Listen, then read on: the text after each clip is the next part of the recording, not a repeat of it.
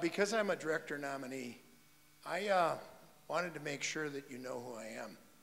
I don't want anybody to tell you anything about me except myself. And so the first thing you need to know, Larry, and incidentally, our CEO, stole a little of my thunder, but I was asked to come in here as a consultant as a result of what I'm going to talk about for the next few minutes.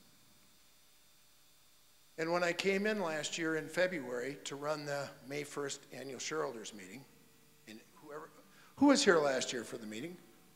So then most of you would remember that I was the guy with the blue suit on. Well, we won the proxy fight last year, so I'm wearing the same blue suit, hoping for the same results. I want to walk forward for a minute. When I wrote this letter to Bob Goldsmith, I said that on March 3rd, 1986, I made an investment of $15,000. That's 26 years ago? And during the start of our proxy fight, I got a call one day from a man who said, I won't tell you how old he is, but he told me how old he was. He said, Mr. Miller, I don't use a computer and I want to vote. And I asked him for his name, where he lived, and I said, Hank, I'll come and see you. So here's a man and his wife, Ina, who made an investment in 1984, still waiting for their return. So for those of you that might think that I chose to come into this company and that I was somehow somebody else's guy, you're wrong. When I said that I made an investment of $15,000 in 1986, I made another $15,000 the next day. And over the next 12 years, I made 15 additional investments of $185,000. So I've been here from the beginning, but I wasn't inside the company. I was doing my own business. When I wrote the letter, I said that I needed to talk to Bob face to face to get my hands around what we were going to do about the investment and where we were going. And for 90 days, he refused to see me and suggested I was a troublemaker. And so I said, I'm going to read the partners agreement and make sure that I get this right. And I read through the partners agreement. There's a lot of interesting stuff in there. I'm not going to bring any of it up today, but you should all read it again. It was a 5-to-1 deal, not 15, not 20. There were no special meetings. You guys didn't all get to vote to say, hey, let's change the way we do things. You were left in the dark for years and years.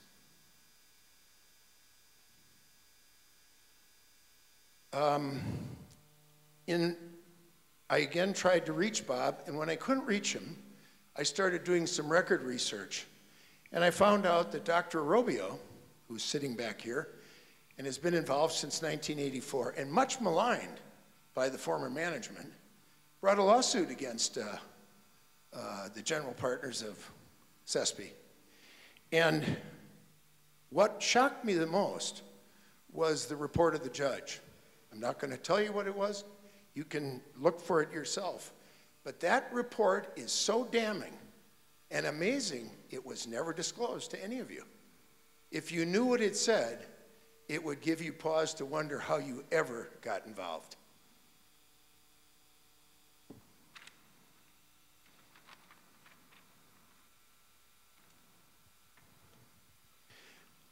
I said to Bob, I think you're a genius.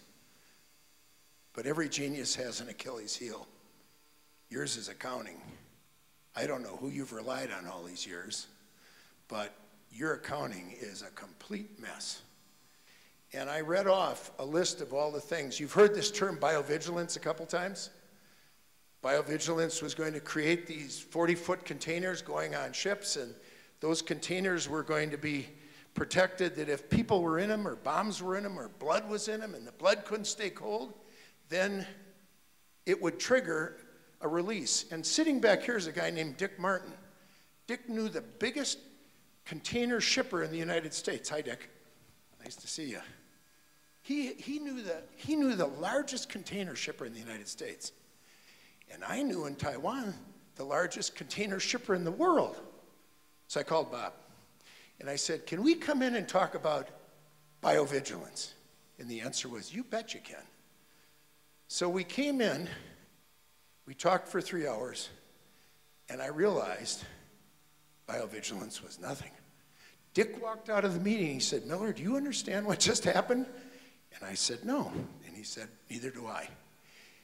You were told that a naval ship was going to have all this biovigilance technology on it. Does anybody remember that? Yeah, never happened. There was no Navy ship. And the only thing biovigilance is a great name. I want to buy that name. But I said, Bob, how can you have biovigilance on your balance sheet as a current asset for $110,000 when you have a checkbook right there that's got $9 in it? It's a zero. What is a current asset? Turns to cash. How soon? I think 90 days, something like that. That's the standard. So we talked about the deferred bonuses. We talked about officer loans. I said, how can you have $312,000 of officer loans? And if you have officer loans where you owe the company over $300,000, in effect, that's compensation. If the IRS ever comes into this company, they might shut us down for failure to deal with that.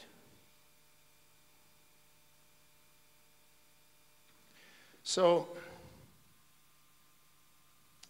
I then went to his unpaid salaries. Big issue. Lots of people are upset about it. Over $2 million. So then I saw that you did a 2008 annual report.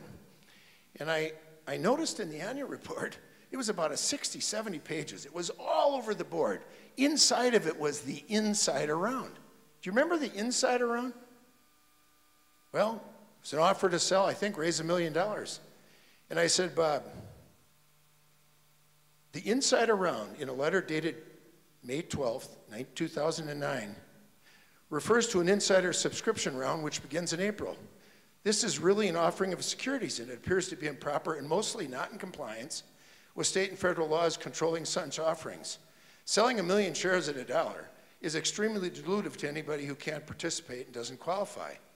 How can you sell stock when you can't even issue the shares to finish the partnership? From the day we went and had a meeting, 26 months later, you still didn't get your exchange, your CIRA for CESP. You remember that? Well, the next day, I wrote this letter. Dear Bob, your calls yesterday at 8:18 and 10:26 were a surprise in both style and anger. You can't really be serious when you dismiss every factual point made in my letter dated June 1, 2009. So, and he suggested that to fix the accounting could cost $40,000 to $60,000, and he would be derelict if he spent your money to fix the accounting. And I said, you raise $10 or $11 million, and you won't spend $40,000 or $50,000 to fix the accounting. Okay, that's enough. Just so you know, that's who I am, not who you think I am or who somebody said I am. Don't be confused. Now, I like politics, and this isn't politics. This is an election of a standing group of people collectively that have a plan to take this company forward.